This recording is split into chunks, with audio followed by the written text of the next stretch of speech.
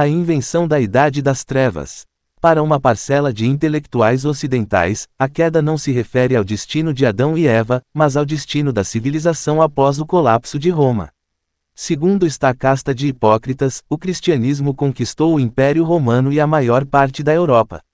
Então observamos em toda a Europa um fenômeno de amnésia intelectual, a afligir o continente desde o ano 300 até pelo menos 1300 depois de Cristo. Isso ocorreu porque, os líderes do cristianismo ortodoxo erigiram uma grande barreira contra o progresso do conhecimento. Essas frases foram publicadas em um capítulo intitulado A Prisão do Dogma Cristão, que faz parte de um livro best-seller chamado The Discoverers, Os Descobridores, 1983. O autor não era um escritor qualquer, mas Daniel J. Boorstin, 1914 a 2004, que primeiro foi professor da Universidade de Chicago, depois bibliotecário do Congresso dos Estados Unidos e finalmente historiador da Smithsonian Institution. Durante sua carreira ilustre, Boorstin ganhou os prêmios Bancroft e Pulitzer. Tais honrarias não eram incompatíveis com o ponto de vista de Boorstin a respeito dos efeitos daninhos da Igreja Católica sobre o conhecimento clássico.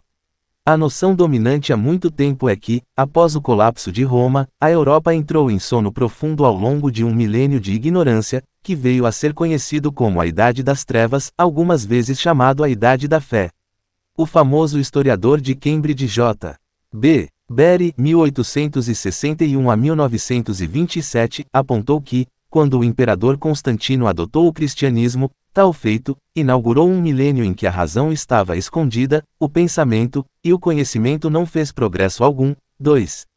E o destacado William Manchester, 1922 a 2004, descreveu esse mesmo milênio como uma era de guerra incessante, corrupção, desgoverno, obsessão com mitos estranhos e uma estupidez quase impenetrável. A Idade das Trevas foi dura sob todos os aspectos. O humanista italiano Petrarca, 1304 a 1374, talvez tenha sido o prime a qualificar o período que se estende da queda do Império Romano à sua própria época como um período de escuridão, um juízo anticatólico que tem ecoado através dos séculos. Assim, Voltaire, 1694 a 1778 descreveu esse longo período como uma etapa em que o barbarismo, a superstição e a ignorância cobriram a face da terra. De acordo com Rousseau, 1712 a 1778, a Europa havia recaído no barbarismo dos tempos mais primitivos. As pessoas dessa parte do mundo viverão, alguns séculos atrás, em uma condição pior que a ignorância.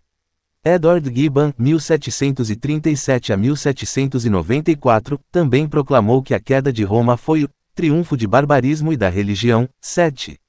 Em tempos mais recentes, Bertrand Rousseau, 1872 a 1970, emprestou sua grave autoridade ao assunto, escrevendo, na edição ilustrada de seu famoso livro didático universitário, à medida que a autoridade central de Roma decaiu, as terras do Império Ocidental começaram a afundar-se em uma era de barbárie, durante a qual a Europa sofre um declínio cultural geral. A Idade das Trevas, como é chamada. Não inadequado chamar esses séculos de escuros, especialmente se contrastados com o que veio antes e o que veio depois.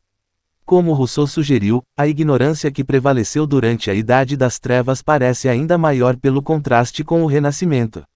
Sendo essa a palavra francesa para novo nascimento, esse termo identifica o período que começa no fim do século XIV, quando os europeus redescobriram a cultura antiga por muito tempo esquecida, o que fez com que uma nova luz irrompesse pela escuridão intelectual dominante. De acordo com o relato histórico padrão, o Renascimento aconteceu porque houve um declínio no controle exercido pela Igreja sobre cidades importantes do norte da Itália, tais como Florença, o que permitiu um reavivamento da cultura greco-romana clássica. Ademais, essa nova apreciação do conhecimento, especialmente do conhecimento científico desembaraçado da teologia, conduziu a história diretamente do Renascimento para o Iluminismo.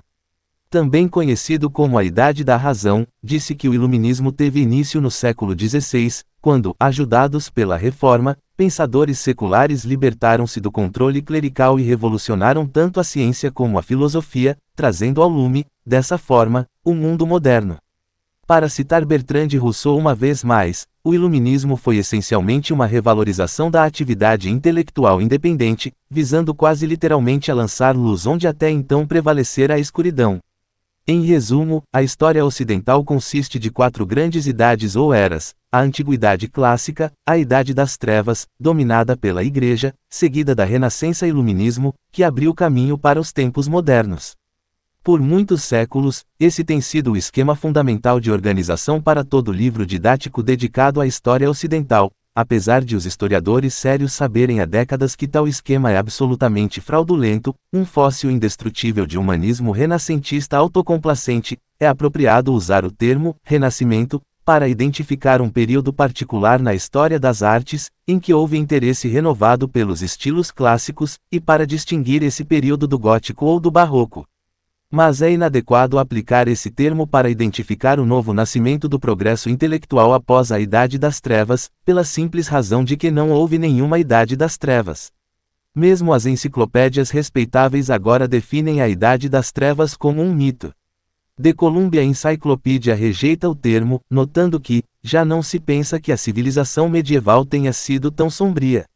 A Enciclopédia Britânica desdenha a expressão Idade das Trevas como pejorativa. E a Wikipédia define a Idade das Trevas como um suposto período de obscuridade intelectual após a queda de Roma. Quanto à recuperação do conhecimento clássico, na medida em que se havia perdido, os eruditos da Igreja levaram a cabo essa recuperação muito tempo antes do Renascimento. E se alguém deseja identificar uma idade da razão, deve situá-la no começo da era cristã, porque a fé ocidental na razão teve origem na teologia cristã.